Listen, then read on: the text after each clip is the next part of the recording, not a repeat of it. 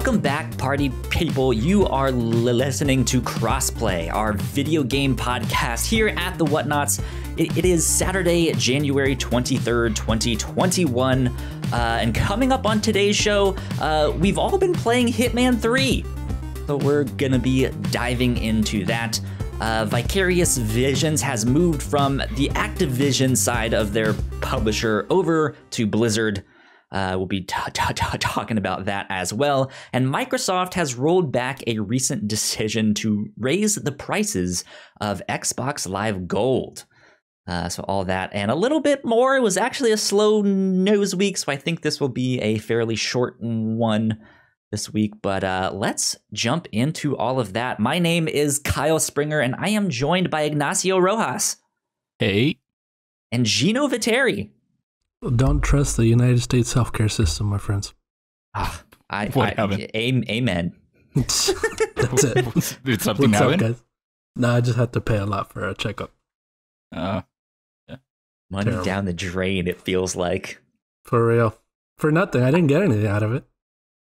Wait, You what? know? I have to make a dentist appointment in the near future here, and I finally got myself dental insurance this year, and that was part of the reason why I've been waiting to make one. It's like my problem arose at like the end of October, so I was like, I think I can wait it out, right? Yeah, I think that sounds good. All the while, the bacteria in your mouth is just eating at your... Right, it's getting worse and worse and worse. Yeah. Eating at your teeth. Yep. But yeah, like it's not only that they just take a bunch of your money. I don't even know how. Like how do I make a dentist appointment? That's true. Yeah, exactly. Wait, what? No, I'm dealing with this adult stuff now. And like, it's funny because I'm, 27 now? And this is like the first time I'm actually doing it myself. And I got there and they were like, do you have I even forgot what it was called, dude. An HSA. Do you have an HSA? And I straight up told the doctor, I'm sorry, I don't know what that is. I don't think I have that. And they were like, okay, that's okay. And then whatever, I don't know. I got nothing out of it. Didn't learn nothing new. I'm fine. I feel fine. And that's it. And I walked out scammed. Yeah. Smash cut to next week. Jano has mysteriously died. We don't know what happened. He said he was fine, but He said he got his exams and that they say he was fine, but no one checked with him. Man. Wild Still stuff. don't trust him. Ignacio, what's been up with you, my friend? That has been pretty normal this week. I'm technically on vacation right now, but also I have to do my internship right now. So, okay. Yeah, luckily, in a way, because of the pandemic, my internship has been very, very laid back. I haven't had much kind work. of a good thing. So Yeah. who are you interning for? What are you doing? So because of my career in my school, they make us take internships as part of the... it's a requirement to get the diploma later. So right now, since I'm studying to become an electrical engineer, I'm doing my internship on a electricity distribution company. Cool. And so my job right now is that every day the company has to, or someone has to make this reporting on different stuff that happened throughout the day, so that different departments know what to do or what happened, be aware of this stuff. And so my job is to take that and try to modernize it. Like right now I just finished the part where we had to interview every department that we knew used it and ask them what was working, what didn't work, what do you want out of it. And so now that's done, and now we have to take all the information and try to basically create this skeleton of what is going to be the new report. Gotcha. Okay. Yeah. So what I'm understanding is that anytime my power goes out, I'm going to blame you. No, it depends. Well, Well, not can. me. Ignacio, We're in you are different not countries. distributing this correctly. Not me. We're in different countries, but it would depend. It's still your fault, Ignacio. It's still your fault. It would depend I don't know because how, like but it's you. to get your power, there are two parts that work together. There's the part that generates the power and the one that carries that power over to your house. So it would depend if the people that are generating the power aren't doing that, it's their fault. But if, I don't know, some power line goes out, it's I don't know, wind knocks out a power pole, whatever, it would be that side. Interesting. Okay. Yep. No. Well, The world of I've electricity had is I've had a slow week. I don't really think much has happened or much eventful stuff that I'm like, oh, I did this and then this happened. It was great. But I did finish season 2 of the Sopranos. I've been watching that show, so that's it. That's my week. Cool. Good. Was it a It's been fun. cliffhanger ending? No, not really. I actually liked the season 1 finale a little bit better. But season 2, they're more in the like tangled web of like all the mafia stuff is starting to get real tense. So I liked season 2 better, but Yeah. it was like I thought the season 1 finale was more intense. Did you guys hear that in the background, by the way? Well, I was silent. I did not. You did not? Okay. My dryer, when it's finished drying the clothes, it beeps for what feels like 20 minutes. I don't know why it screams for so long, but it does. And that happened there. I thought you guys heard it, but good. Nah. Okay, awesome. Nah. We're all good. Nice. But I think that is a good segue for us to move to Hitman. Hitman 3 came out this week. So how far are you guys into this? I've beat the campaign, so I've played okay. every mission once. Hitman. All right. What about you?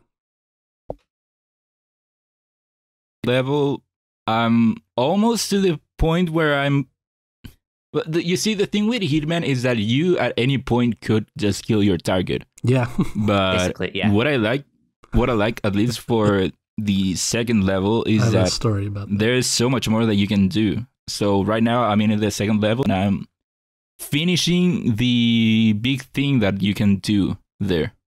I'm blown away at how this second level is the movie Knives Out. Yeah. Yeah. It really is. It There's is even a so reference cool. somewhere. I know. We won't spoil the like story and stuff like that because, to be honest, I think the story is forgettable in the Hitman I'm games. lost. No idea.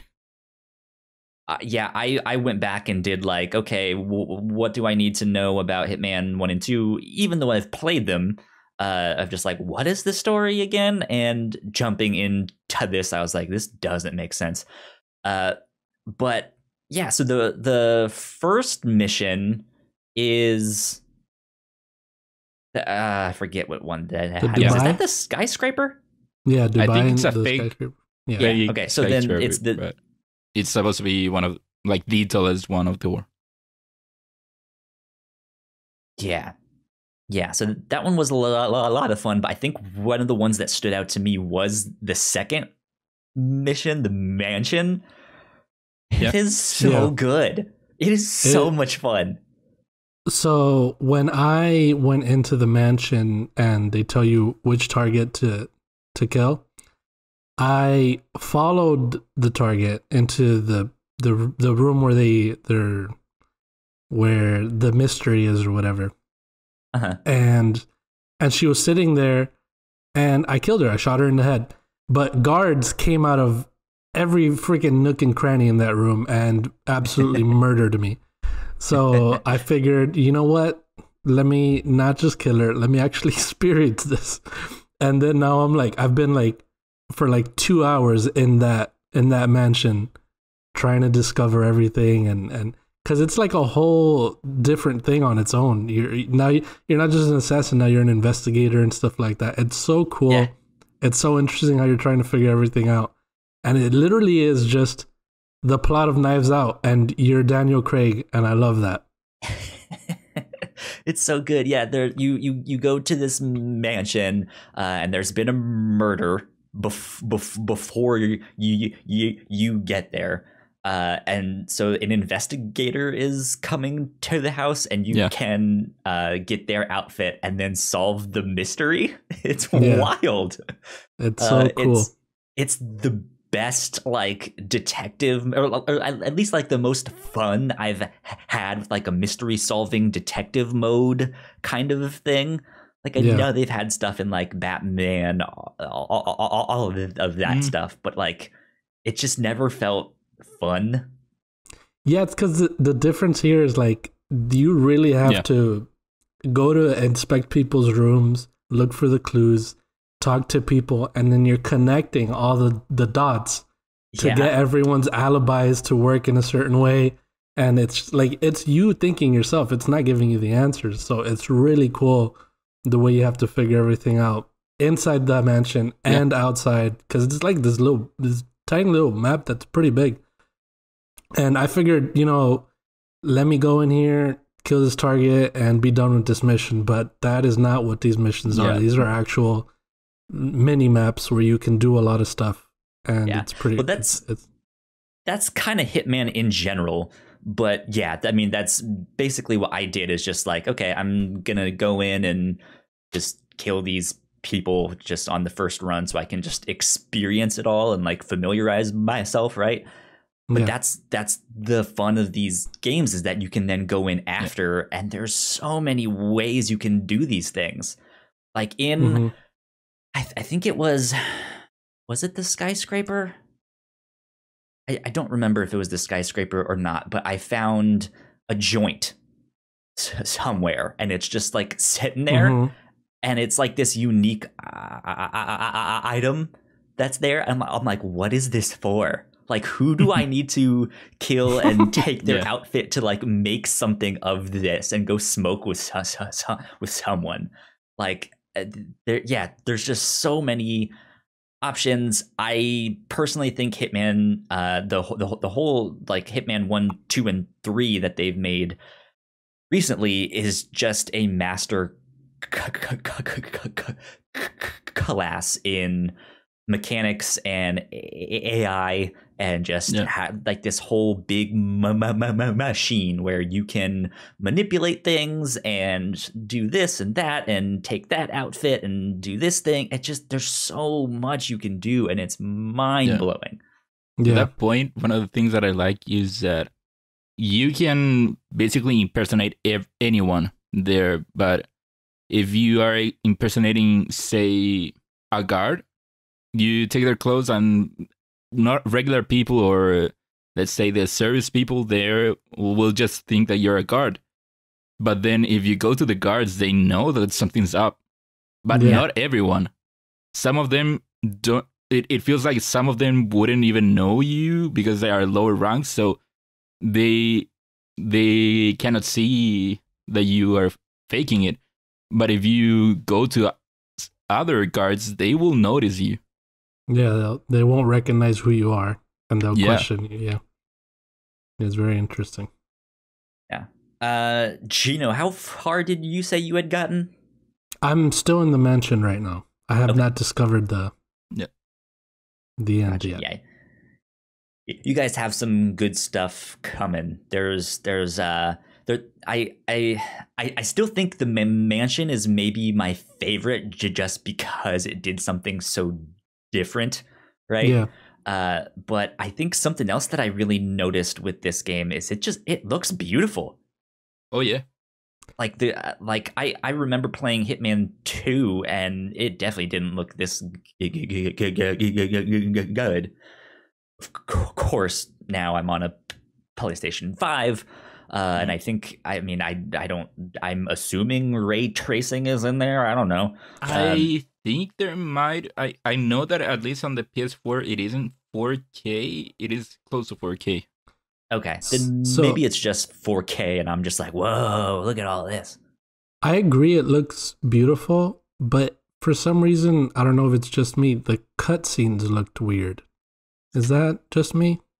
I don't know. I'm currently playing on a 1080 screen, so I cannot tell you if that's the screen or not. The cutscenes aren't great. Okay. But again,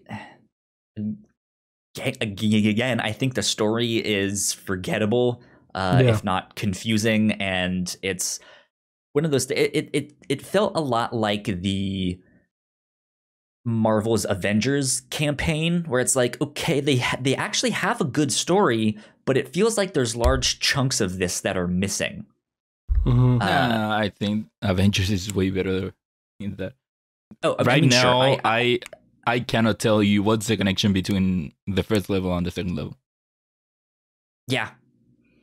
There's there's some jumps in time and logic and stuff like that, or it's like, hey, it's now been 2 weeks, and you know, but like that's what I meant by it feels like Marvel's Avengers, because granted, it could also be because I don't know the story that's of the previous games, because you can tell that they do mention some characters that something happened before, and now something because of that is happening. Yeah, it is a continuation of those. Yeah, they're all direct sequels. This has been building since Hitman 1. Like they have a story in there, and I think it's good. I just don't think they do a good job of presenting it in a simple manner that makes it easy to follow. I think they give you the bare bones, and even then it's a lot of not jargon, but it's a lot of stuff. It's like, this is kind of hard to follow if you're not like really paying attention. I think one of the reasons of that is the way the game is structured, because one of the things that caught my attention is that once the second time I went to play it, you didn't just hit continue and go to the last place you were. It just put me. It asked me, do you want to play Hitman 1, 2, and 3? I went to the third one, and then it's movie thing, level, movie, level, and you can go anywhere you want. And I think the way it's structured, that's one of the reasons why I think the story doesn't feel well structured. It's, I mean, I think the structure is fine, but it's just, there's not enough cutscenes to explain actually what's happening, if that makes sense. I don't know.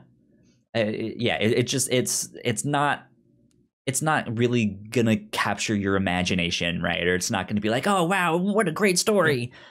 Yeah, but it is there just to give you an. It's just so good. Yeah, that's true, Kyle. It's the story's not that compelling. It's the gameplay that really holds it all together.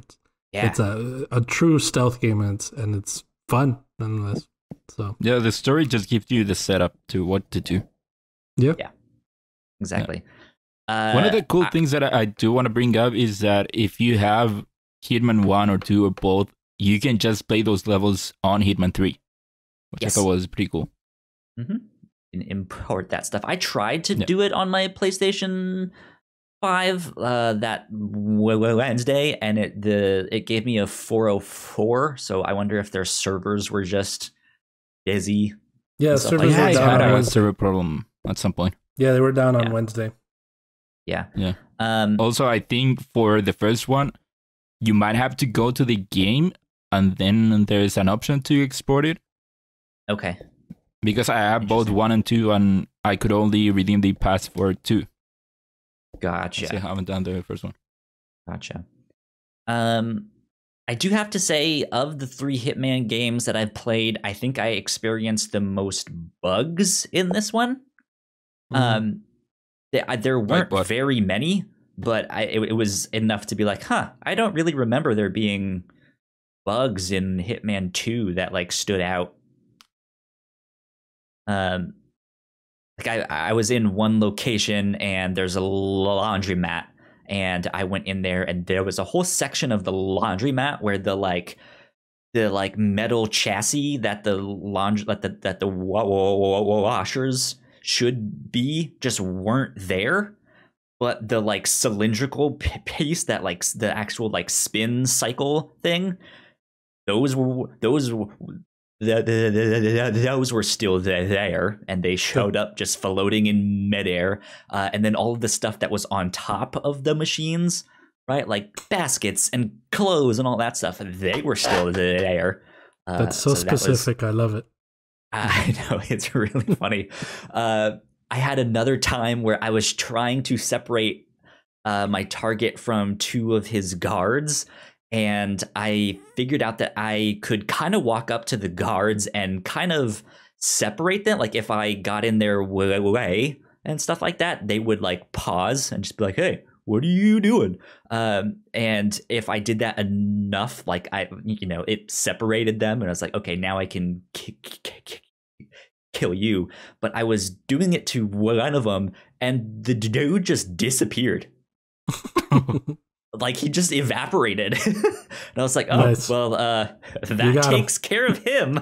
Yeah. On to the next one. Yeah. No, I can't say I have gotten any. And then the only other problem I've had is connection issues. Like it's an always online game because it's tracking your scores and stuff like that. And at least once per mission, I had a thing pop up that said, "Hey, you got disconnected. Would you like to reconnect?" So that might just be my internet, but it was Did it kick you annoying. Out? No. It still kept me exactly where it was, but it basically just paused it. Because you can't play it offline. Oh, well, maybe I have something then that's being like, hey, we're connected to the internet. Yeah, no, the game connects you at the beginning, but if it cannot establish a connection, it will just go offline. Yeah. Gotcha. Yeah. I cannot say that I have gotten any glitches, but, and I don't know if this is a glitch, but for the mansion, you can go to certain rooms and investigate and get clues. For 2 rooms, I haven't been able to find the last clues. I have looked everywhere and I haven't been able to find them, and I don't know if that's a glitch or not. One of them in the like there's the room with the guy sitting down reading, and then the girl looking at the pictures. Back there. It's just 2 rooms of 2 suspects. Not the butler. It's their personal rooms. Yeah, their personal rooms. I did the first one that they make you do for the victim. I did the butler. Both of those I have been able to get all. But then for the 2 suspects that you go to their rooms, I haven't been able to find the last ones on either. Can you get in the rooms? Yeah. No, I get there are like 4 clues on each, and for each I have only been able to get like 3. Gotcha. I would my suggestion would be to use your camera, because it's probably something with that you just need to scan, and then I would say use the map to just be sure that it's in the room you're in and not like that location, but on the floor above you. The intel says someone's room 3 out of 4. Okay. So, but did you do those? Yes, I did that. I loved the mystery thing, so I was like, I am going all the way with this. This is great. Did you use the camera for? I know that you have to use it for the one for the murder victim, but I haven't used it on the other ones. Yeah, so one of the things that I think you find in, I think when you find the suicide note of the dude that died. You mentioned something about like, and we have a sample of handwriting. So you need to find samples of other people's handwriting, and if you just use your camera to scan that. So it might be that stuff. So look for like a note or something on the desk or something. Yeah, I tried using the camera and I couldn't. But I'll now look for like papers and stuff. Yeah. I think that should get you through there. There's some great stuff down the road that you guys will get to. There's a mission that takes place in China that is wonderful, and it looks beautiful, and it's like it's raining out, and it's all the like neon signs and stuff like that. It's great. Yeah, I'm excited for that one. Yeah, that one was a lot of fun. There's so much stuff that you can do, and you can find that there was like swords that I found. I was just like, oh, now I want to go kill the guy with this sword and go do stuff. And swords, you say? It's great. Interesting. My one complaint, although before we end this, my one complaint is that I know it's supposed to be a stealth game, but when I get caught and people start shooting at me, I want to have a real chance of defending myself. And I don't feel like you have that here. Kind of don't, yeah. You can shoot at them, but I feel like you run very slow for one. Yeah.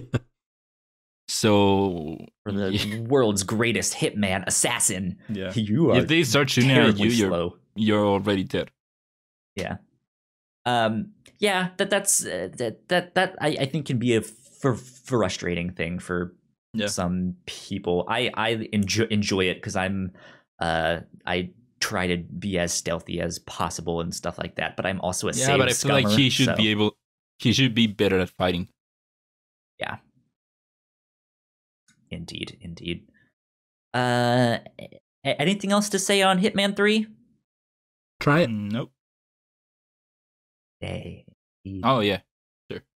Let's see. I guess that's it for what we've been. Well, no, you guys still have some stuff. I was gonna say, we can just move on, but no, you guys have some stuff. So Gino, what's up with Destiny 2? So do you guys remember last week when I said I had my gamer card revoked because I said I don't like FPS games? Yeah, sure. I started playing this right after I said that. Okay. And I think Destiny 2 has some of the most... It's like best game ever, man. Best game ever. I love first-person shooters. It's great. I think it has some of the most engaging, I don't know how to say it, engaging shooting mechanics of most of the FPSs I've played. I think it's super fun to like, it just feels good, you know? Yeah. I play as a warlock. I don't know. You guys have played Destiny, I'm assuming, right? At some point. I played the campaigns. Grabbed it when it came out. I grabbed it when it came out. Played it once. Yeah. I just never went back. Not because I didn't like it, but I just never went back. So I just feel like the gameplay of this game, I just want to shout it out because it is a really fun first person shooter. Every gun that you get feels different. They feel good. They have, you have the regular assault rifles, you have hand cannons, then you have fusion rifles that shoot beams, and then you have swords. So you could, me, I love my swords. So you can attack with your swords. There's swords that shoot, based off what element you have. Every sword does something different. There's some that shoot electrical, bursts or whatever. I don't know how to describe it, but it's just so fun to play. And from the first one, I played the first one extensively because I had high school friends to play that with, and we played it a lot. And the story was very, very forgettable, and nobody even liked it. Nobody cared. But it seems like here they really are putting a lot of care into it. and it's really interesting to go from mission to mission and see what happens. And the world that they have built in Destiny 2 is amazing, and it's so cool getting loot. This is the number one looter shooter out there. It's what everyone wants to copy. It's what everyone wants to be like, and these people do it so well. So yeah, I've been playing Destiny 2. I still don't like FPSs though, but I like this one. Yeah, wait, why this one over any other FPS? It feels so good to play it. I don't. That's the only way I can explain it. Because I guess compared to like, I don't know, like a regular Call of Duty game, just killing. Because I don't do PvP, so in like a regular Call of Duty game, killing an enemy feels like nothing. But here, having all the numbers pop up and similar to Borderlands where you see the damage pop up and you see their health go down and all that stuff. It's just so engaging and rewarding in a way. And all the guns that are so different from each other. You pick up a new one and then there's these exotic guns that all look so cool and different and have these different skins, and they shoot in different ways. This one shoots with this kind of element in a beam or in a three round burst or fully automatic stuff like that. It's all just it's so different from the basic shooter style that most games are, and it's fun to play, man. Have you tried out Borderlands 3? I have played Borderlands 3. And that doesn't do it for you? It's I've played Borderlands. I played Borderlands 2 to completion, so that is another one that I think is a good when it comes to that. Of you like in FPS. Yeah, but those are the specific ones that I guess I would like, these looter shooters, because that's what Borderlands 2 is. Borderlands there's always as well. exceptions, right? Yeah. Like, hey, generally speaking, I don't like this genre, but this one was nice. Yeah, I get it. Yeah, exactly. So, and Destiny 2 does it for me when it comes to that kind of stuff. But I will stand firm saying I don't like FPS games. I don't. And that's it. Destiny 2 is still fun. It's great. Also, it's free to play, right?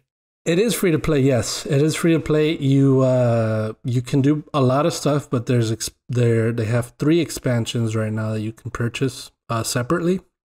I purchased the newest one, and I'm going through the story in that, and we're preparing for a raid, something like that. That's another thing. These they have so many different sort of activities. It's not just go in here and kill these monsters, kill this boss, and that's it. Just shoot them down. No, it's not like that. There's so many mechanics that go into play when you do these different. They have dungeons. They have other things called strikes, and then they have the raids. And I look at guides for the raid. There's one raid right now for the new expansion. I was looking at a guide for it, and this is something that I always thought after every raid is, how do people figure this out? What are people doing that they figure out how specific? Because they get really specific with the mechanics. Like you have someone to stand here. Someone has to go downstairs. Someone has to go downstairs. Have this buff. Shoot these exact touchpads in that order. To then upstairs, you unlock a door that someone has to go shoot something. So then back downstairs, something shows up so you can tell upstairs what this is. You know what I mean? Like, how do they figure that out? How do you do it? They just put a lot of hours into it. It's crazy. But that's what's so cool. Like, luckily we have the guide so I can go through it. Yeah.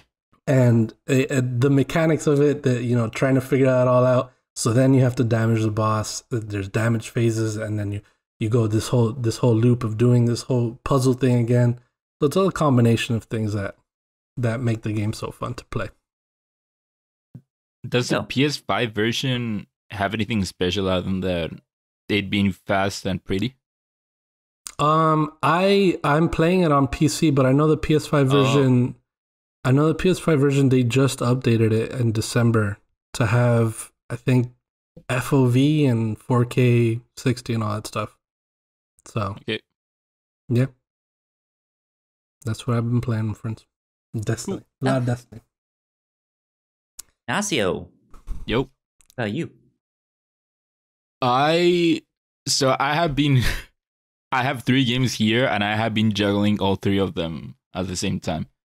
That's why I haven't progressed much on either of these 3. The second game is Resident Evil 7. I had recently become somewhat of a Resident Evil fan. It started like me. Yeah.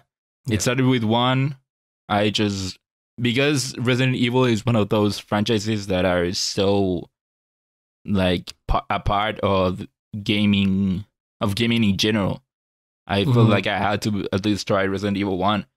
And then after that came Resident Evil 2 Remake. I really liked that one. Resident Evil 3 Remake. It was good, but I guess if I had played it before 3, I would have before 2, I would have liked it even more. Yeah.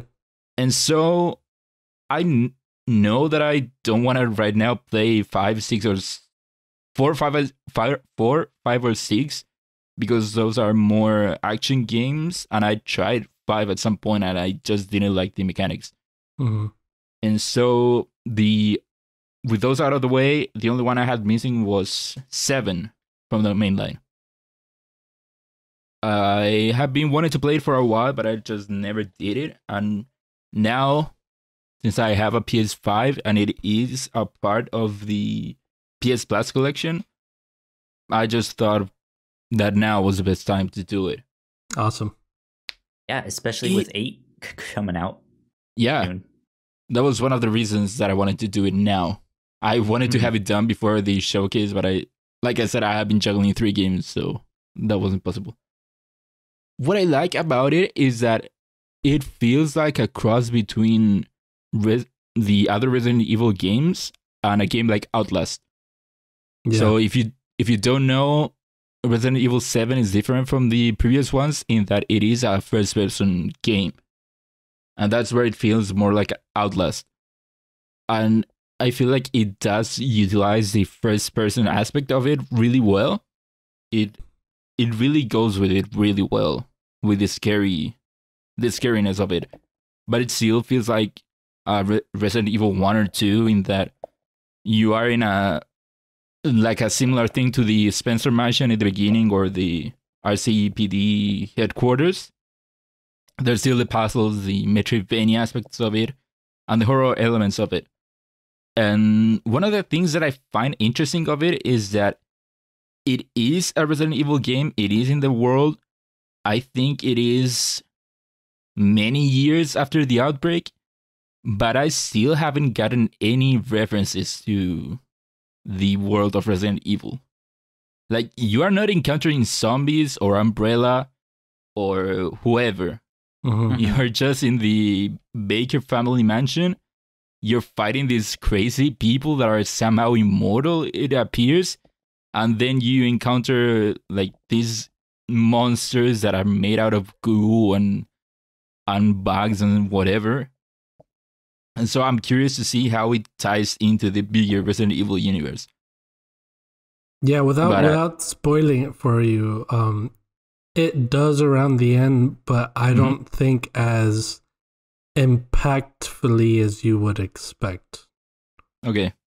From what I remember. And this is also another first-person game that I like, so fuck me, man. I don't. It is a first-person shooter. I think I should just roll back on that statement. Yeah. I had a moment like that with my girlfriend this past week. She was like, "Yeah, I don't really like musicals."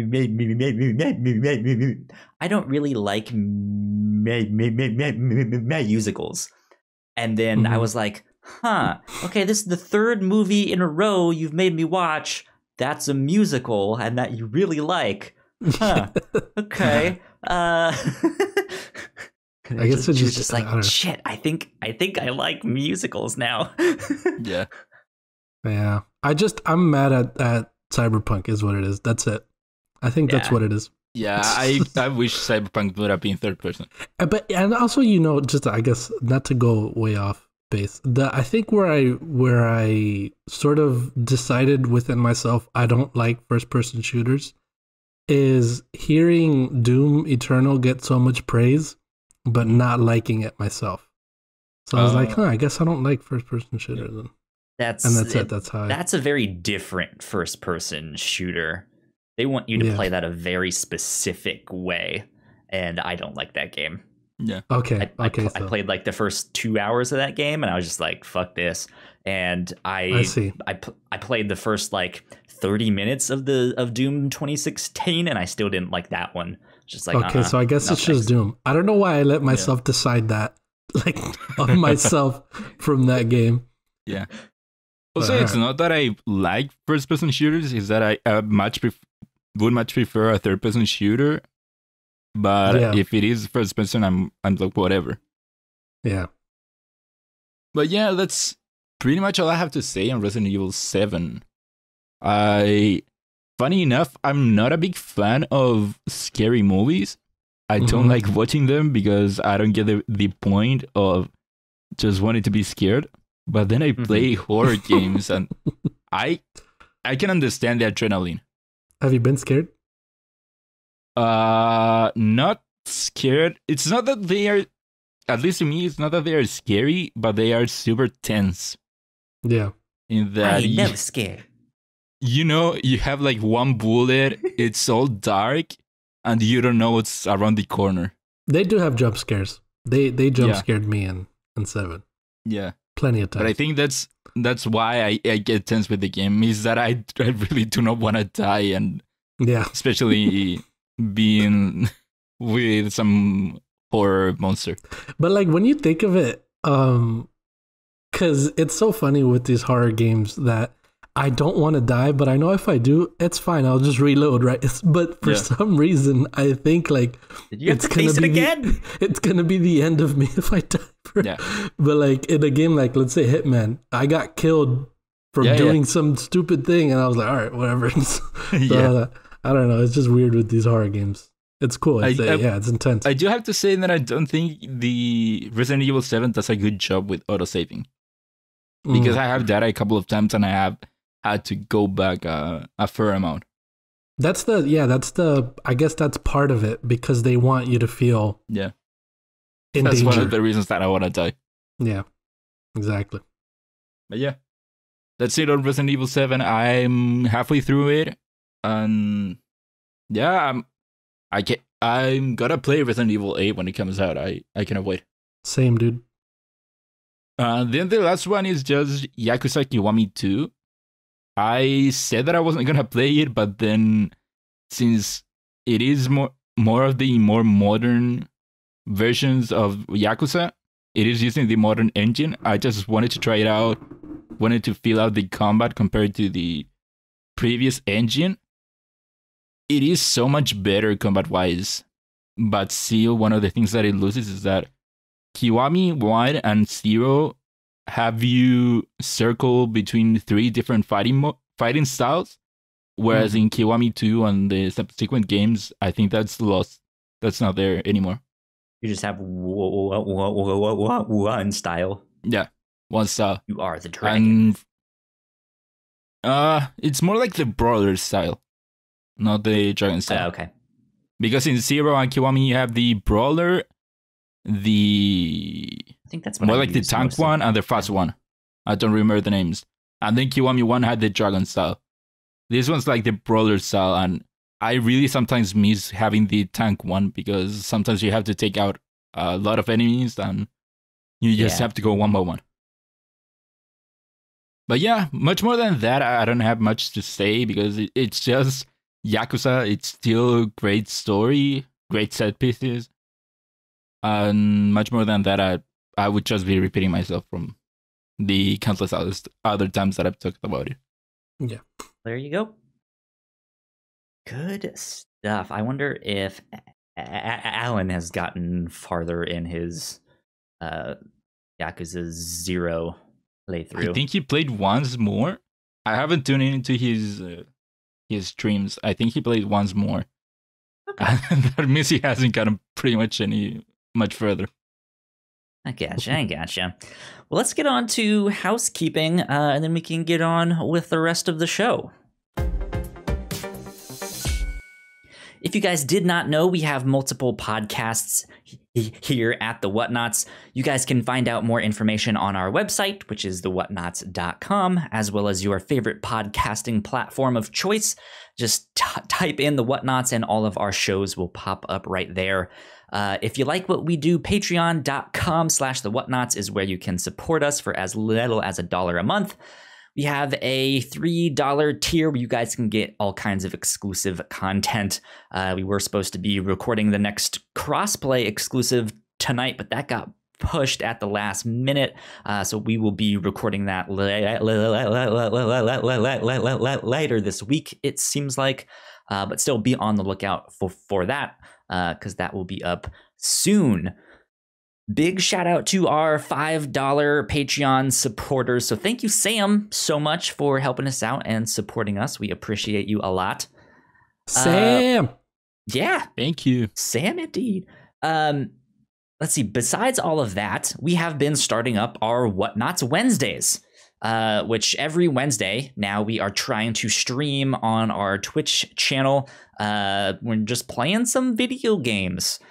We've done some Hollow Knight, we've done some Halo 3. We might stream some Hitman this next week because I think Gino will be playing this week on something. Yes. So we'll figure that stuff out. But yeah, that's something we have been starting up. We're hoping to continue, and I think it'll be a lot of fun.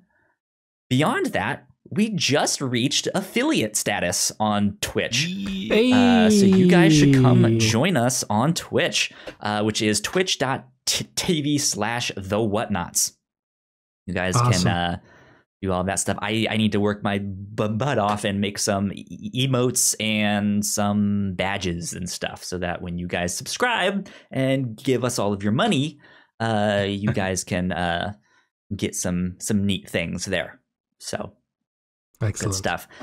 But yeah, that means you guys can now subscribe to us on Twitch, which means if you have Amazon Prime, you also have a free Twitch Prime subscription, and we would be incredibly happy and grateful if you used that on us.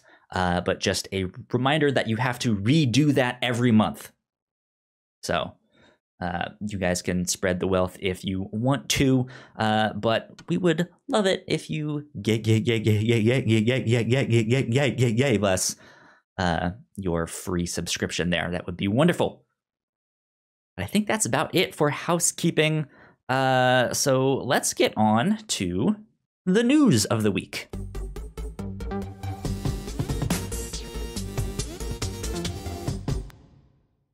Gino. What's up, my dude? Yes. Throw it over to me, Kyle. I'll catch it, and I will take over the news for the week. Okay, I'm winding up. Right? Here we go. And throw it. I missed. All right. Number one. Damn it, Gino. Xbox raises the price of Xbox Live Gold. And then takes it back. What? Oh my God. Can you guys believe it? All right, this comes over from Xbox specifically, their news on their website. Microsoft first made the announcement last Friday that the price of Xbox Live Gold subscription was going up, stating, going forward, new pricing will be 1 month for $10.99, 3 months for $29.99, and 6 months for a whopping $59.99, or your local market equivalent. For context, the current prices of Xbox Live Gold are $9.99 for 1 month, $24.99 for 3 months, $39.99 for 6 months, and $59.99 for 12 months. Game Pass Ultimate, the subscription that bundles both Game Pass and Xbox Live Gold, currently sells for $14.99 a month. This announcement generated a big backlash from consumers, and because of it, that same night, Microsoft decided to not go forward with the plan. Quote, "We messed up today and you were right to let us know. Connecting and playing with friends is a vital part of gaming, and we failed to meet the expectations of players who count on it every day. As a result, we have decided not to change Xbox Live Gold pricing," end quote. Microsoft also added that free-to-play games will no longer require an Xbox Live Gold subscription to be played online. And quote, "We're turning this moment into an opportunity to bring Xbox Live more in line with how we see the player at the center of their experience. For free-to-play games, you will no longer need an Xbox Live Gold membership to play those games on Xbox. We are working hard to deliver this change as soon as possible in the coming months," end quote.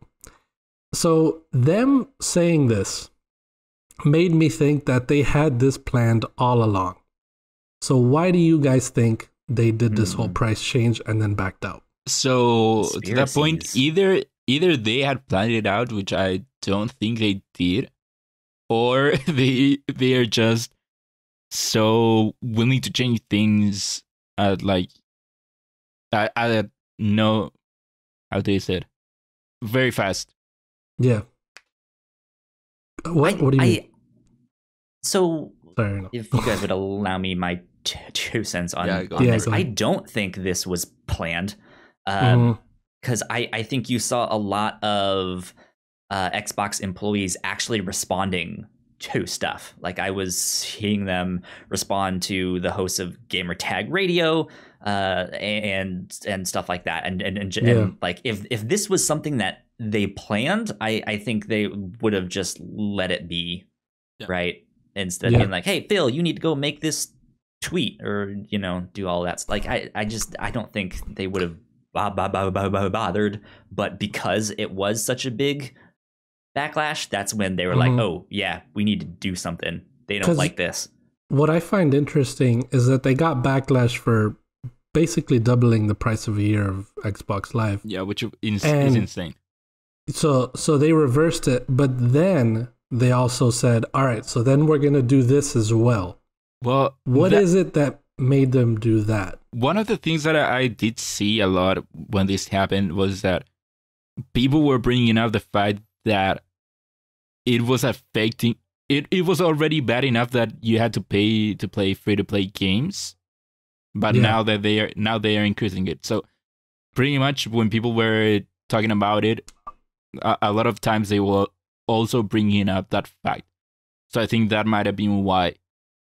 One of the reasons that I don't think that this was planned was why. What do they get from this if it was planned? Yeah, I mean, guess if they planned, it's just another thing of like, oh, Xbox is for the people. Yeah, look how consumer friendly they are. The first thing was very much Xbox not being for the people.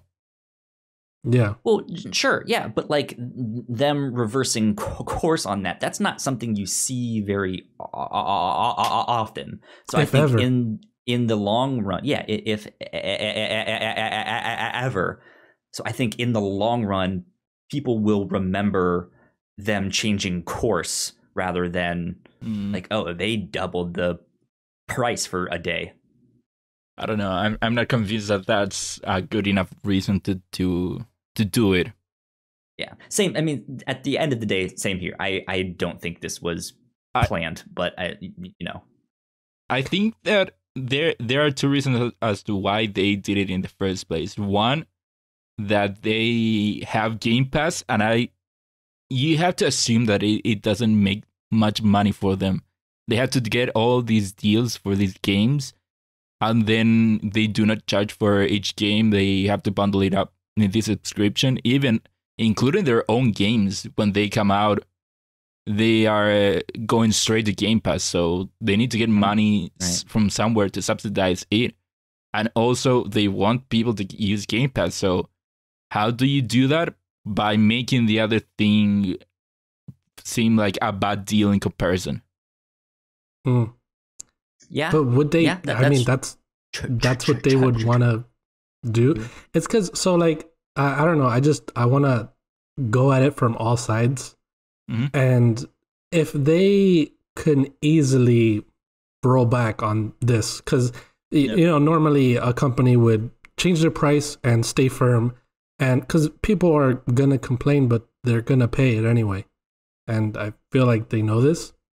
But for them to like in the same day, within hours, immediately roll back on big news like that, it makes it seem like first of all, I don't know if they. It's just so weird to see this happen because it doesn't seem like they were confident in that working for them. I mean, I'm also in the back of my mind wondering, like, was there a miscommunication on the price? Like, did someone higher up think that they were merging the two and like that would justify the thing? And then they figured out, oh, no, like that's not what they were doing exactly. So it does seem strange, but I don't know. Yeah, like are they that disorganized or what? That's one of the questions. I feel like that might be the best way to explain it.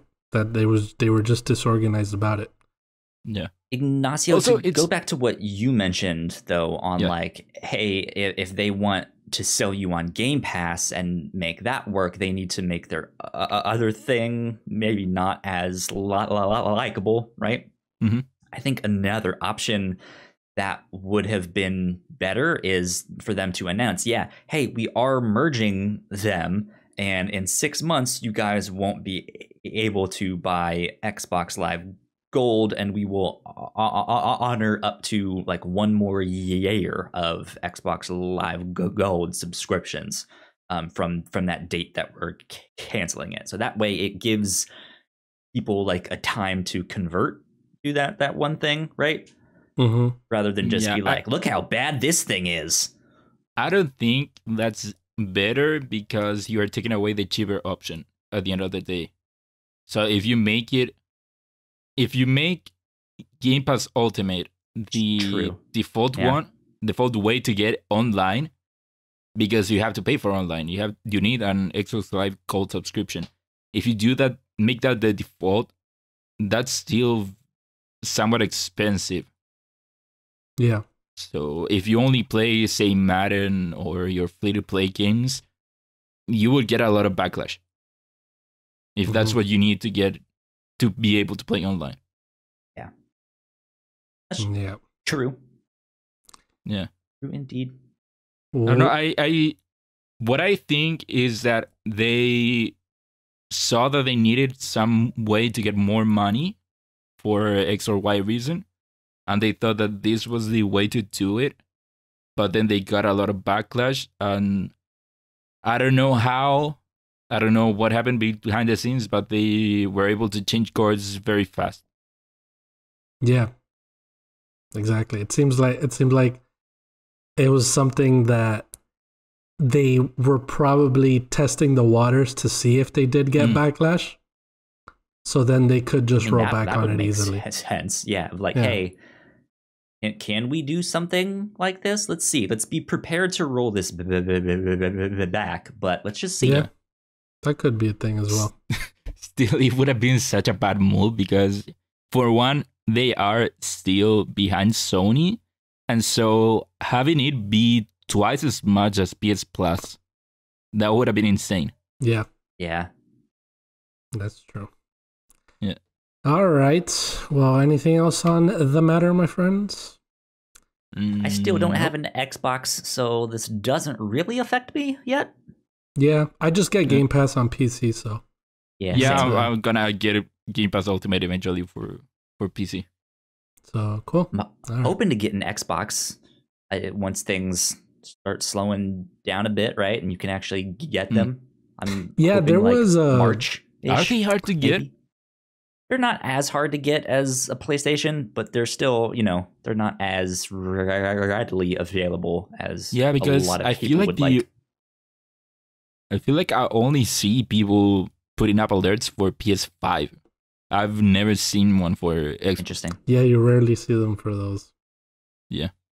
Oh, well. And also, I read this week that there was some analytic somewhere that said that the PS5 was basically outselling both Series X and S by 2-1. Wow. Oh, man. I mean, it makes sense, sort of. Yeah. But all right, let's move on to number 2. Vicarious Visions to merge with Blizzard. This is from GameIndustry.biz, written by Brendan Sinclair. Activision Blizzard has moved its Vicarious Visions studio from the Activision side of the business to the Blizzard side. The publisher today told GameIndustry.biz that effective today it is merging Vicarious Visions into Blizzard Entertainment. Going forward, the Vicarious Visions team of about 200 people will be employees of Blizzard and fully dedicated to existing Blizzard games and initiatives, which means the Tony Hawk's Pro Skater 1 and 2 studio will no longer be creating games as the lead developer. Quote, after collaborating with Vicarious Visions for some time and developing a great relationship, Blizzard realized there was an opportunity for them to provide long-term support. End quote, a representative explained to us. They declined to specify what the team has been working on with Blizzard or for how long. God damn it. And it's been stated by Jason Schreier over at Bloomberg that they were working on a Diablo 2 remake since then. Oh, yeah, well I then. did see that. That's not that bad. Yeah. So, what do you guys think of this? This sucks, honestly. Yeah. Mm-hmm. Because have to Vicarious agree. Vision has been doing such great work recently Yeah. with, like you said, Tony Hawk's Pro Skater 1 and 2. Mm-hmm. Also, the Insane Trilogy. Both of those were great works of remaking. And Yeah. so seeing that they will now be going over to Blizzard and be working with their games, it sucks. It feels like they will just disappear into them as opposed to be making good stuff. So do you think that this means we won't see any more Tony Hawk's Pro Skater? Yeah, because they are no longer on the Activision side. Well, at least we won't see it from Vicarious Visions. Oh yeah, but, not from them. Yeah, yeah, but that I don't think it means we won't see a 3 and 4 remake, but it now puts that game at a little bit more risk with just like, ooh, okay, now this is an unknown quantity of like, it's a new developer making this. Did they learn stuff from Vicarious Visions? Are there any people that used to be on that team now on this new one? What's going on here? Like it's a little bit more confusing. Yeah, because the Insane Trilogy was by Vicarious Visions, but they didn't do About Time, did they? No, that's what I'm looking up right now. I think that was Toys for Bob. I think it was Toys for Bob or Beanox or one of one of those, or it was Beanox Spyro. Yeah, it says here. No, nothing. Go on.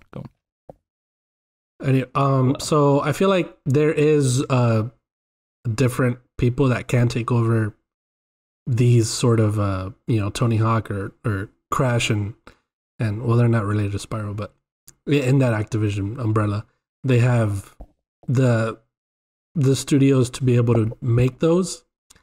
I just don't understand why, if Blizzard was already working with them, why they had to merge. Yeah, I do not understand the reasoning behind it. Probably some internal thing, or they saw the quality of the work that they had done with them, and they were like, hey, why don't you come on our side and work on Overwatch 2 or whatever they're making, because we want you guys to do all of that. But I don't know, like I think another thing that sucks about this is, yeah, we know Vicarious Visions for these recent remakes.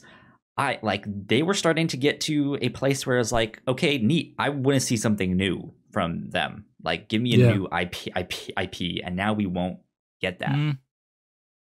Yeah, so they could probably make a new IP under Blizzard if they ever get to that point. But it seems like they're just helping them with current projects or unannounced projects, stuff like that. Yeah. Like Diablo 2 Remake, I don't know if Diablo 2 Remake has been announced in any way. Don't remember. Apparently there was reported that's what they're working on. Yeah, so it was Toys for Bob who worked on Crash 4 and Spyro. Ah, okay. But yeah, I don't... Maybe they thought that they needed them more on the Blizzard side, That's probably why they would have done that. There has to be a reason, a logical reason for them to do it. But I don't know. I feel like what they did with Activision did bring them fruits, and they did good work for them. Yeah. But technically, they're still under Activision, aren't they? Because Blizzard is. They are owned by Activision. The bigger company is Activision Blizzard, and so from what I get from this story is that there's a Activision side and a Blizzard side, and so if you're transferring Vicarious Vision from Activision to Blizzard, there must be a wall in between. I'm assuming. If not, why would you do it? Yeah, why would you have to do it? Yeah. Well, it's all right. We'll see what happens from then on. But I wouldn't be too worried about not seeing a Tony Hawk game or anything like that. Blizzard is not in the goodwill of a lot of people, so I feel like that's why a lot of people were upset about it. But that too, yeah. We'll see what they do with them. I would personally be excited for Diablo 2 remake. That would be cool. I'm not interested on Diablo games. Well, that's you, Ignacio. I mean, that's okay? why I'm not. I don't like these news because I don't like anything from Blizzard, to be honest. Whereas with Activision, we got the Ensign trilogy, which brought back Crash. We got Tony Hawk Pro Skater 1+2, which I was hoping to get a 3 at some point. So this bums me out at seeing this. I'm sure you will. You should. Yeah, but then you get those. They might not be the I guess they won't have that I guess spice or spark that Vicarious Vision adds to them, unless they've already worked. They already had, help from a different studio that is taking over for them or something like that. But I guess we'll see later on when we get more info on that. All right. Let's move on. Number 3. CD Projekt Red releases Cyberpunk's version 1.1 patch. This is by Susanna Polo and Michael McWhirter over at Polygon. Cyberpunk 2077's version 1.1 patch is intended to fix bugs and make various stability improvements, as well as lay the groundwork for further updates to Cyberpunk 2077. The studio said on the game's website. It also includes platform-specific changes, such as performance optimization of crowds on PlayStation 4 Pro and PlayStation 5, and improvements to memory usage for character creation, mirrors, scanning, camera remote control, and menus on Xbox consoles. The next patch, version 1.2, is expected to be a larger, more significant update, and it is scheduled to debut in the coming weeks. Yeah. Good for them. Well. Are you guys going to play it No, now I'm with still this new gonna patch? wait for the PS5 proper version, but at least they now moved on from the hotfixes to the 1.x version of the patches, which are bigger. This game is still fully in development. It's still not on the PlayStation Store. They did do this patch, which I think will hopefully help a lot, but this is their first major patch on the game. Like, they didn't even do a day one patch, really. Didn't they? And there so was it's one. just not. They thought they. I mean, they like you said, they did those like no, but I do remember there being one at day one patch. Yeah, like a Or day day zero zero, patch or something before the game released, like that patch sure. that always happens. But it didn't really do much to improve. Maybe it was that then they did that, and then because they did that, they didn't do a day one something. I don't know, but yeah, this is the first like major patch, which is a good thing. Yeah. But again, I'm not gonna play the game till this fall or whenever they're gonna do the PS5. Yeah, we'll see. Version. It'll be out by then. Who knows? Yeah. Which really sucks. You know what would be so great if they release the native PS5 and Series X versions, but call December it the 11th. Game of the Year edition. Oh god. Oh, I mean, it would be, if it is more in line to the PC version, it would be Game kind of of the Year like, edition. yeah, it would be kind of like the Game of the Year edition. Yeah, Because I that's- thought you were about to say they were going to release it on like December 11th or something, which means it's no longer eligible this year for the Game Awards. No, it has no chance of being That'd in be any Game great. Awards now. That Oh would wait, be no, great. it could be out for the Game Awards. Yeah. Who Yeah. knows? Yeah. Who knows? Cyberpunk, am I right, guys? Yeah. This is frustrating because I want to play and enjoy this game so much, Yeah. Yeah. and it's Me not too. ready yet. And Mhm. I also bought a Run the Jewels Cyberpunk 2077 collaboration hoodie. Oh yes, you did. I remember that. Yeah, and I'm stoked. I've gotten it. Unfortunately, it was a size too large. So I've had to try and shrink it a little bit. So it fits a lot better now, but it's still just like, dude, like, how embarrassed am I to wear this shirt now? Yeah, knit it and patch it up. Am I right, yeah. guys? Yeah. Am I? You get that joke? You get it? That was a great joke. Kyle, did you end up playing Ghost Runner? I haven't yet. No. Play it, dude. If Ghost Runner. you are okay. such a big fan of Cyberpunk, you should play it. Yeah, I'm that game- excited to get to that one. That game and Hitman's what Hong Kong level? Is it Hong Kong?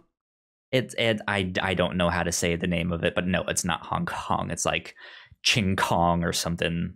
Well, like Ghost Runner and that level in Hitman are the best Cyberpunk things to release that. in the recent history. Yeah. All right. Well, Take Cyberpunk. that, Watch Dogs Legion. Would that count as Cyberpunk? I forgot about Watch Dogs. I mean, in some definitions, sure. I think some people would lump it in there. Hmm. I don't know. Well, But okay, moving on. Let's get on to our new and notable section. Nacio, do you want to do this one? I was gonna do the last section.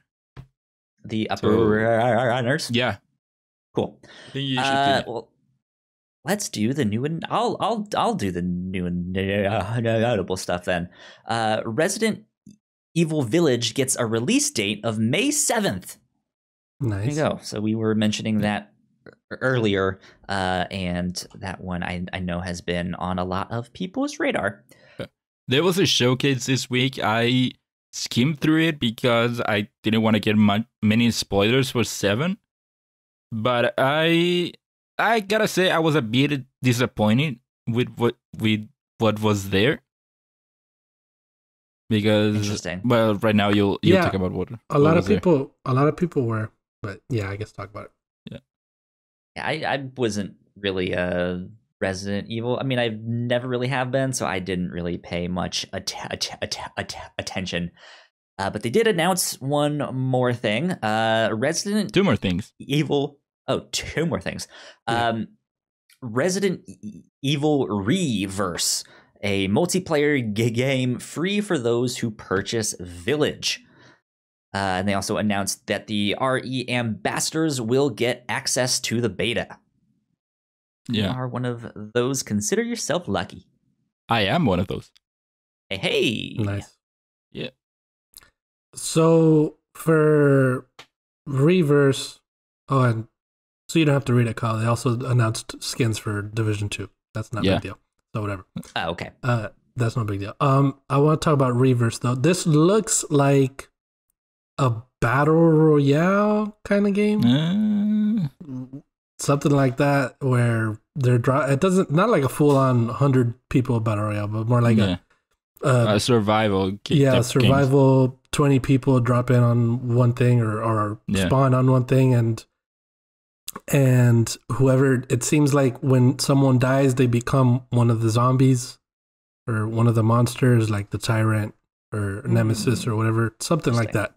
So it looks very interesting. What is also interesting to me is that RE3 Remake came with the multiplayer. Yep. Part of it as well. And looking on Steam, the highest player count that they had in that game, I think, was around 7,000. Yeah. So people were not really interested in the multiplayer aspect of. Yeah. I don't think people are really interested in Resident Evil multiplayer at all. Yeah, so, that's the thing. No one wanted it. Yeah, I don't know if this is them seeing that, but like saying, all right, we're going to keep trying. Yeah. Or maybe that RE3 multiplayer expansion did well on consoles or something. I don't know. So to be honest, I commend them for trying again in the face of that. However, I think I agree of just like, yeah, guys, I don't really think anyone wants this. But granted, we do know that the multiplayer game for RE3 Remake was initially, I don't know if it was a Resident Evil game or not, but it was separate from it. And then they decided to bundling it with RE3 Remake. So I don't know if this is the same here or if they really made it to be bundled with Village. Yeah, I don't. It's because I feel like I don't know if they're confident enough to see that people will probably buy it if it's on its own. So they either want to bundle it for free or so they can. So maybe some people are really like, I want to buy Village for the multiplayer, you know, or something like that, rather than have it released separately and then no one downloads it, you know. It's interesting, the like marketing language around this stuff now, where it's not just like it's a part of the game and it just has a multiplayer mode, and they're like, hey, this is Resident Evil Village. They're like, you also get Resident Evil Reverse, which sounds an awful lot like Kingdom Hearts, but that's okay. It's a free multiplayer bundle added on. It's like, so it's just the multiplayer mode? You know that they chose that name because of the V part. RE part. Yeah. What was the multiplayer for 3? Resistance? Yeah, Resistance. It was like a 4-player co-op survival sort of wave. Like a 4v1 type of asymmetric. Or something like that, yeah. What I found interesting about the Reverse as well is that they had, it looks like it was trying to be cel-shaded, but at the same time not, which was really off-putting when it came to the art style of it. Because it seems like it took the characters from 3 Remake and 2 Remake directly from that world and dropped them into like a cel-shaded sort of world that looked super weird. I don't know. It was just, I don't know if it just looks weird the way it looks graphic. Yeah. It looks super weird. But I want to try it either way because it's free and it's bundled. So, sure. Oh well. And that's it. They also got Division 2 skins, which looked super weird. Yeah. Interesting. Yeah, they had some other few announcements here and there. They detailed the special edition. I think they had a picture of either the movie or the show. I don't remember. Oh yeah, and also I guess the biggest thing is the release date. It's coming a lot earlier than I thought it was, which is great. Oh, and the other thing that we didn't mention here is that it was originally announced just for PS5 and Series X, but this time they announced it for PS4 and Xbox One and stuff. Yeah. So that's new. What do you guys think about them? What do you think about them releasing? When it comes to these games, does it bother you or not that they aren't fully next gen? I mean, personally, I would rather it be made for next gen, for it to take advantage of the power of next gen. Mm-hmm. But then again, I understand why they wouldn't, because at least on the PlayStation side, the PS4 has sold over 110 million consoles. So yeah, they don't want to let that go yet. And also, next-gen consoles have been hard to find.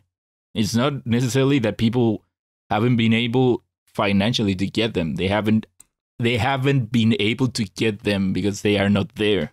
Yeah. And so making it next-gen exclusive would be very hard for a lot of people. Yeah, that's true. I just wanted to ask that. Yeah. Well, there you go. Also, the other thing that we forgot to include here is that they released a demo for 8 for Village. Yeah. Gotta try it out. Haven't played it yet because I'm waiting to finish 7. So Gotcha. I have nothing to say about it. Cool. Okay, that's fair. Fair All indeed. But with that, let's get on to our upper runners. Take it away, Ignacio. First up, turns out Fall Guys is not coming to Game Pass, believe it or not. Oh, Yeah, no. that was a weird one. That was a weird one. So if you don't know, for context, I think the Twitter account for Game Pass tweeted out, not saying but suggesting that Fall Guys was coming to Game Pass, and so the people behind Fall Guys had to come out and to say that it wasn't coming out on Game Pass. This, weirdly enough, is not the first time that we get something like this. I think last year, Phil Spencer, I think, came out saying that or someone came out saying that Control was gonna be on Game Pass. That's right. I And we were remember nowhere near that. And so Remedy had to come out to say, no, we're not coming to Game Pass. Please buy our game. Wow. Because that's the thing. If people know that the game is going to come to Game Pass, They're not gonna buy why it. buy it? Exactly. Yeah. Why buy it now? But I can wait. It's on Game Pass now, though, right? No. Control. Control. Yeah, Yes. Control. Control. Is, Yeah. Control is now on Yeah. Game Pass. But the thing was that, when was it? Wasn't it a year ago? It was either like a year ago or like really, really early 2020. Yeah, I which know that guess would be it was a year while ago. Yeah. Time is an illusion. It was indeed a year. Yeah. But yeah, no, it did came out, but recently, Control. So who knows if they even had a plan to bring it to Game Pass. I'm assuming this is just like, hey, we've like been in talks with them, or we've talked to them once, or maybe we've sent in email and then someone took that as, oh, it's coming to Game Pass, good stuff. And then they put or maybe it was give us a year and there was some miscommunication. We don't know. Yeah. But yeah, it's weird that it isn't the first time that something like this happens. Yeah. Moving on. In a recent interview, Valve boss Gabe Newell has said that multiple games are in development at the studio and are waiting to be announced. When you guys originally wrote this up on the doc, it said Valve has new games coming out. And I read it and I was like, okay, cool. Yeah, I just had to Did I put this what does here? that mean? Yes. I don't remember putting this story here. Did I put it here? One of you guys did, because it certainly wasn't me. It wasn't me. Oh, then I guess I did put it here. I forgot it. But yeah, that's good news to know that Valve still is making games and not just And they don't have having to. Steam. I'll believe it when I see it. Sure. I mean, they have made Alex games recently. They made Half-Life Alyx, Yeah. and then that card game, I think it was. I mean, clearly, like we see that they Simi make Valley of the games. Gods, damn it. They make games just because they like to, not because they need to make money or anything like that. Because they have all the money in the freaking world, dude. It's freaking Steam. Yeah. So this is good. I hope they make games for more people, though. I hope that they learn to count to 3 and finally release a third entry on their games. Right. I'm still waiting for Portal 3. Yeah. Oh, that would be awesome. But it is insane how they have no third entry or no number 3 game. They have Left 4 Dead 1 and 2. They have Half-Life 1 and 2, Half-Life 2 Episode 1 and 2. They have Portal 1 and 2. They have Team Fortress 1 and 2. It's something about those threes, dude. They have Dota 1 and 2. I think that's Valve. They don't want the 3. It's the Valve curse. Yeah. And also Half-Life Alyx, which isn't Half-Life 3. Yeah. Yeah. Well, So weird. cool. Good for them. They're making new games. Nice. Any of you play Fortnite? Yeah, why? Because any of you are fans of the Terminator? This Predator came out as well. I don't know if we talked about it last week, but that came out as well, and Terminator. No. Well, Yes. the news that I have here is that Sarah Connor and Terminator, the T-800, specifically the skeleton version, Yeah. are coming to Fortnite. I don't understand So why now so Arnold many Schwarzenegger. games have been putting Terminator and Predator in all of this. Like, hey, Terminator Because and they're Predator cool. skins, year 2020. Let's do it. It's 40 People years love old. them, dude. It thematically goes with it, at least Predator, because the theme of the But, like- season right now in Fortnite is hunters Yeah. and But hunting. in Fortnite, though, Yeah. like that's going to be a bunch of like 13-year-olds playing that. You- Have they what- really seen Terminator? Have they seen Sure, Predator? You know I what? don't know. Still, at least for Sarah Connor and the T-800, I think that they will only just be skins akin to, was it Master Chief and Kratos? Yeah. Mhm. But for Predator, they did something cool that they actually have the Predator in the map. And so in order to get the Predator skin is that you have to go to where his ship is and fight him and kill him. That's neat. Yeah. That's Also, pretty you cool. don't And have to he buy has it? his cloaking device. Same for Mandalorian. You can find him on the map and get his what's it called? His sniper or whatever. His sniper and the The what? jetpack. Oh, the You can get jetpack. his jetpack. But for the Predator, you just kill him and you get his skin? I think you can also just Let's kill him and wear his skin. damage him, and if he dies, you It get won't his be skin. creepy. Oh, so it's not a purchasable skin. Oh, No, that's no. cool. Okay. Yeah, it's pretty cool. Nice.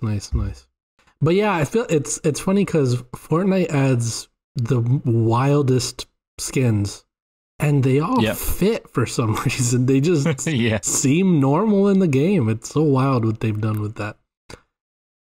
But cool. I can't wait to see. Hopefully they have like, no, not hopefully, but it would be funny if they have like at some point historical presidents as a skins or something like that. That would be great. Now might not be the best time to Sure. Now do is the that one, best but- time. I know it's the best time. Well, speaking of, we were talking about Resident Evil before. Sources are reporting that Studio M-2 has seen its role significantly reduced on the unannounced Resident Evil 4 remake. A mainline Resident Evil studio, Capcom Division 1, has been brought in to lead a new direction. What is the new direction that they could lead a remake into? But there are different ways to remake a game. But so wait for the 3 and 2 remake. Was it M2 that worked on them? I think so. Because those were incredible. I don't know why they wouldn't. No, wait, no. Might have been Division 1. Oh, okay, then. It seems like, when rumors came out of the Resident Evil 4 remake, I think people were excited to have M2 on the game because if I'm not mistaken, I think is that one of the original creators of Resident Evil? I'm not sure. Yeah. But I know people were psyched, and then I guess recently there were some arguments on creative direction of how they should do this thing, and I guess they got taken off the project. Yeah. Well, if Division 1 was the one that worked on the past 2 remakes, then it's still in good hands. Hopefully, yeah. Ooh. Give me a second here. I'm looking it up. trying to find who made it. Well, you do that. Give me I'll a second. read the Gino, fill up some time. last one here. So the last upper runner that we have is that Apple is said to be working on a high-priced standalone VR headset. The IVR. Brilliant. IV. Yeah. So the thing with this one is that the news is that Apple is making a VR headset like how Oculus Quest is standalone. It doesn't need a PC or anything, but it also is meant to be a very, very niche product. Some people were saying that like $6,000. Well, the number that I saw was 1,000. Okay. That seems so cheap. niche in what way? That it's gonna be very expensive to get. Oh, okay. I see what you mean. Yeah, that 1,000 seems really, really cheap. Yeah, it does seem not cheap compared for to VR. the other ones. Well, sure, but Apple products in general are ridiculously overpriced. Yeah. Like Sure. Yeah, it might be. Yeah, you might be right. So I don't know, but yeah, I mean, I still haven't done any kind of VR. I still don't think they have it ready yet to be like, yeah, this is the future. This is what we need to do. But my brother got the Quest and I tried it, and it is really fun actually.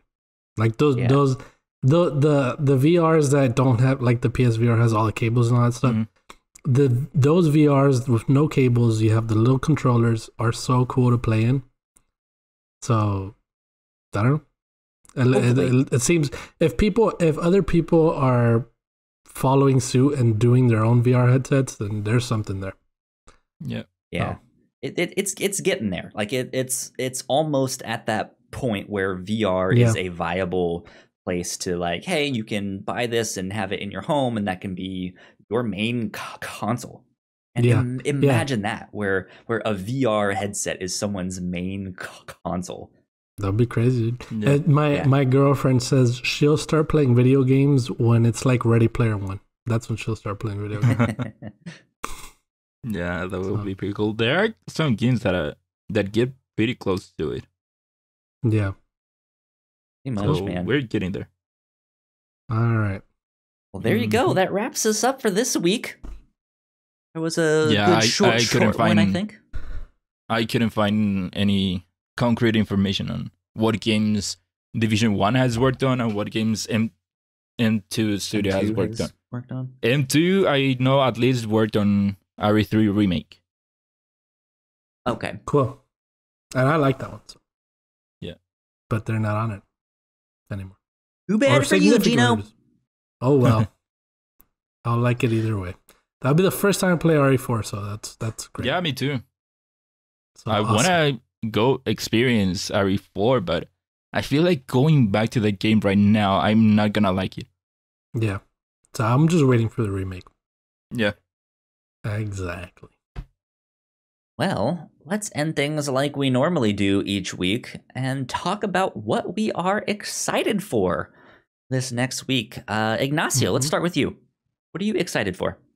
I'm excited for finishing building my computer. I was working on it before we started recording. So I'm excited for finally getting it working. We gotta play some League of Legends or something, Ignacio. I do not like League of Legends. You don't? No. Oh, okay. That's fine. Me either. He's like, that's fine. Wait. You don't? That's fine. Friends. That's okay. Well. Good stuff. So finishing your PC, that's exciting. Yeah. Yeah. It has been pretty fun making a PC. I heard someone say it that it is kind of like Legos for adult. And it is kind of like that. Interesting. Yeah. It's fun to just it feels like I accomplished something, right? Like, man, I made a PC, a working computer, even though all I did was plug it in, right? Yeah. It's like this part goes there, that plugs in that thing. Okay, plug it into the outlet. Go. But Hopefully yeah, it works. it's good. It was fun. Oh, there you go. Gino, what are you up to this week? What are you excited for? So so Alan mentioned a long time ago about hype cycles, you know what I mean? And I had no idea the Medium came out this week. I've entirely forgot about that. And when I first saw it, when they first announced it, I was like, that looks pretty scary, but also pretty cool. So, and I completely forgot about it. And then now it's coming for free on Xbox Game Pass on Thursday. So I'm super excited to play that. I feel like we haven't seen much of a game. I don't think we have either, yeah. So, who knows? This is one of the first, like, true Microsoft exclusives, right? Oh my God, I heard that. It sounded like an Amber Alert. Ignacio, are you okay? It's an emergency alert. Are you okay? What does it say? What does it say? I mean, I'm gonna be okay here. I'm getting a tsunami alert. Oh my God! Tsunami alert. I'm way too far from the beach. Do you remember that when Hawaii got the missile alert? Yeah. What was it, like 3 years ago or something? And everyone was like, all right, well, we're gonna die in like 20 minutes. Oh my God. Yeah. Can you imagine if Ignacio was getting a tsunami alert right now and he was close to the beach? No, I'm nowhere close, trust me. Okay. Well, that's one of the things that we prepare for. I'm excited to not have Ignacio on the podcast because he's going to finally be dead. No. I'm kidding, Ignacio. Don't die. We love you. Can you imagine Kyle if he dies, dude? And then you said that. Oh my God. I'd be so Kyle, see, just because of that, I'm going to drive to this tsunami. He's going to go to the beach. Yeah. I got to go to the beach right now. No, but that's one of the things that we are aware of. We know where the line is, where is the safe part. And where is the not safe part? Yeah, well, make sure to mark yourself safe on Facebook. So there you go. So weird. Why is there for real this week? I think I actually might try out the Medium as well. Ooh, another scaredy boy trying out the Medium. Yeah, huh? I'm hesitant. I don't know if it's too scary. I might have to stop and be a little baby about it. Me too. Wait, what did you say you were playing? Maybe the Medium. Oh, I don't know. I don't know. I might, like you said, dive into something like Ghost Runner. Who knows? My book is kind of wide open. I can go back into Hitman. I don't know. There's lots of stuff I think to be excited about now that games are just starting to come out. Kind of. There's still not much of them, but some of them are out there, right? I'm also see how excited. long it takes you to beat the Medium. Oh, right, yeah. I'm also excited because tomorrow on Sunday, we are going to be recording the Whatnauts review show as we normally do, but Gino is going to be joining us. Oh, he is? Oh. He sure is. Nice, you're telling him right now. So that means you have to watch all of the Queen's Gambit by tomorrow. All right. I'll let him know. Yeah, that's what we are going to be covering this coming Sunday on the review show. That'll be out the day after this goes out to the public and all of that stuff. So, Gino, I'm excited to have you on that show. I'm excited to be on there. Time on there. So yes, exciting good stuff indeed. But that's it. That wraps us up for this week. So Ignacio, where can the people find you on the internet? Well, they can find me on Twitter at Ignacio Rojas B. That's IGNACIOROJASB. Go. And Gino? You can find me over on Twitter, and I'll spell it this time, at Gino_Viteri. That is GINO_VITERI. And I also want to shout out my Twitch. That is GinoVII. I will be hosting the Whatnauts on Wednesday. over at the Whatnauts on Twitch, where we'll be playing probably some Hitman or something. I don't know. We'll see. Yeah, we'll figure it out. That's it. You guys can find me at Yo Kyle Springer on Twitter and Instagram. If you guys want to stay up to date with all of our shows, we are at the Whatnauts on Twitter. So go like, share, subscribe, do all that stuff. You guys know the drill. If you guys like our shows, please go rate and review us on Apple Podcasts or wherever you guys listen to us. That would help us out a ton, especially since we are small creators. If you guys have nice things to say, go rate and review, because that'll help us spread the word. But that being said, let's get on out of here for this week. We will be back next week. Bye. Blast it off.